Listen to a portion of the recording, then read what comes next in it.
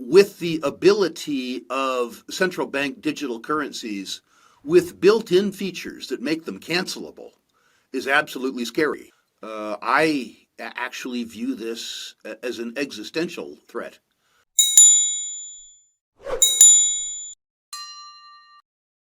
Welcome to Technical Spider.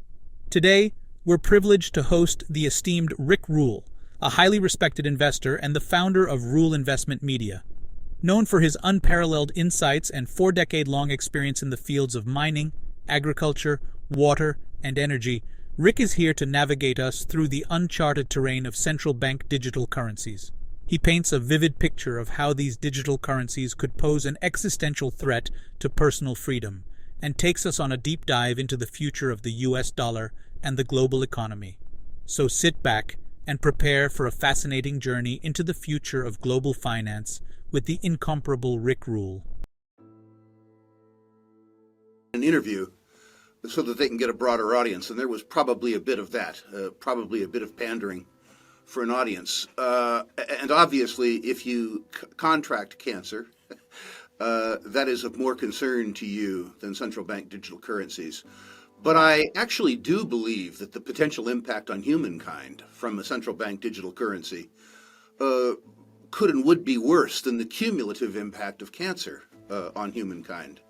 The idea that governments, which from my point of view are too powerful and too inclined to war and too inclined to abuse today, would have a tool that would allow them to eliminate people's savings, people's medium of exchange, people's wealth, if those people didn't behave in the way that the big thinkers wanted, is terrifying. The combination of the fairly well-documented social scoring being undertaken now in the People's Republic of China, with the ability of central bank digital currencies with built-in features that make them cancelable, is absolutely scary. Remember, not too long ago, Prime Minister Trudeau of Canada decided that people who had made contributions to a group that was opposed to him politically, the truckers of Canada, should have their bank accounts, their brokerage accounts,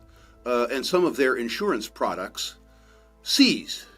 I'm not sure it's a surefire pass. I don't know how much abuse or potential abuse the citizenry is willing to stomach. I really, truly don't. I actually view this as an existential threat to personal freedom and to personal liberty.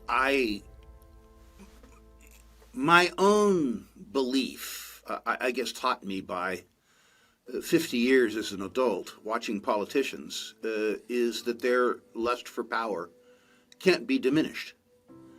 And from the point of view of the political class, I think this is an amazing tool to accomplish whatever it is that they might want to accomplish. People need maybe to review the concept of the basic concept of what private wealth and private money is.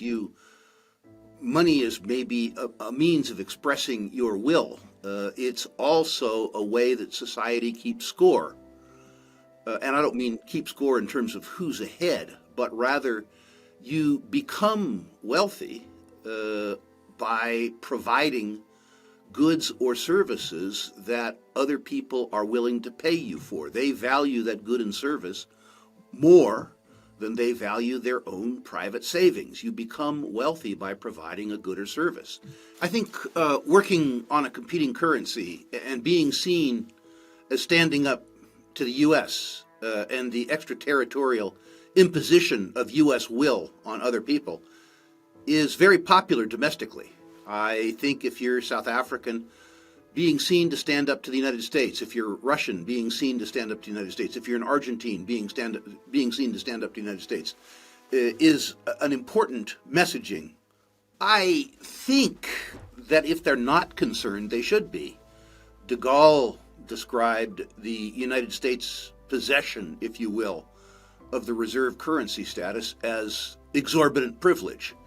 It is precisely the fact that ours is the deepest, most liquid, most transparent financial market in the world that allows us to do the quantitative easing, which is to say the counterfeiting that we have done. We export our deficit to other countries as a sort of a fee that we get, we being Americans, get for maintaining the world's reserve currency.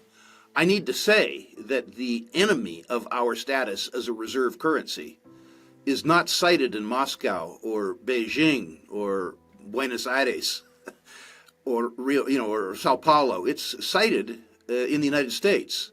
Mm-hmm. The weaponization of the U.S. dollar, the weaponization of the SWIFT banking system, the twin deficits and debts which erode confidence in U.S. Treasury securities means that the real threat to the dollar doesn't come from the BRICS. It comes from Congress and the voters. I think it's important in this discussion, too, Daniela, to clear up a misconception. They are describing a currency that's backed by gold, but they don't have enough gold to back the quantity of transactions that they expect to have transpire with this currency. What I think people should understand that this currency is denominated in gold. Backed by gold suggests, Danielle, that if you had 100,000, quote, bricks, that you could submit those bricks and they would give you the gold. Good luck with that. I'd love to see you, well, I would like to see you do this. You're my friend. But I'd love to see somebody who I didn't like fly over to Moscow with 100,000 bricks and say to Putin, I'll take my gold, please. It is a mistake to consider this to be a gold-backed currency because they don't have enough gold. It's a mistake, too, to think that they could acquire the gold because most of the countries that make up the so-called BRICS, every country, frankly, with the exception of China and Saudi Arabia, don't have economies that generate enough surplus that they could buy sufficient gold to back even a fraction of the currency that would be regarded to maintain their economy. I believe that you do probably need gold to back up every dollar. I suspect what this will evolve into is a multilateral trading mechanism that allows countries to settle surpluses and deficits between them as a way around the U.S. dollar. I do not believe that this will supplant the dollar, nor do I believe, frankly, that special drawing rights will supplant the dollar as a reserve currency in my lifetime. For the record, I'm 70.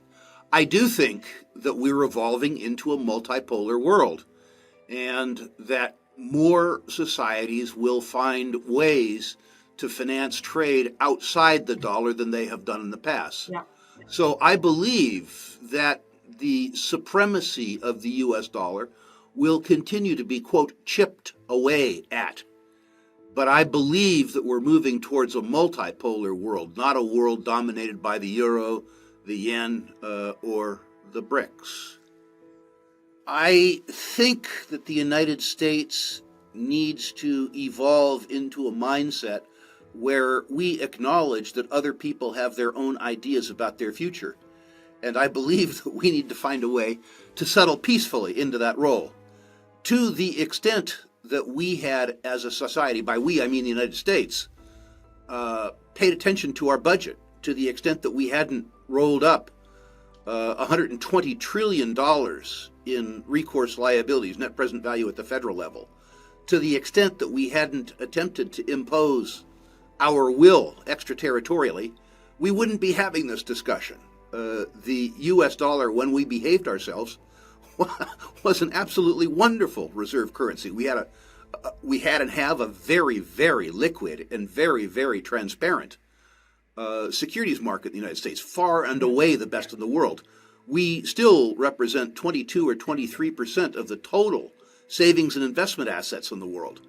The only enemy of the U.S. franchise is the U.S. I'd like to believe that the U.S. people were in charge. I think that we began to weaponize the U.S. dollar probably in the Bush administration.